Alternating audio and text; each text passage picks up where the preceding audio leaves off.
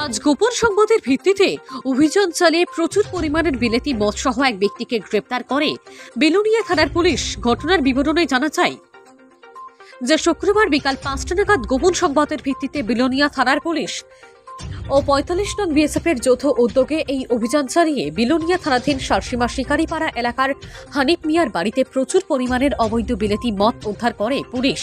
পাশাপাশি বাড়ির মালিক হানিফ মিয়াকে আটক করে পুলিশ। পরবর্তীতে পুলিশ উদ্ধারকৃত বিলেতি মদ সহ হানিফ মিয়াকে নিয়ে আসে বেলোনিয়া থানাতে।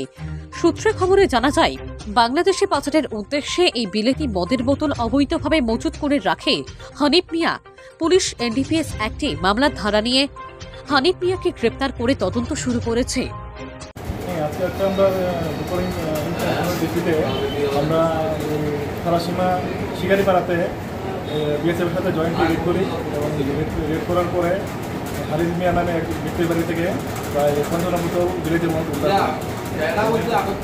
করি। আমরা শেষ করে নিয়ে আসি।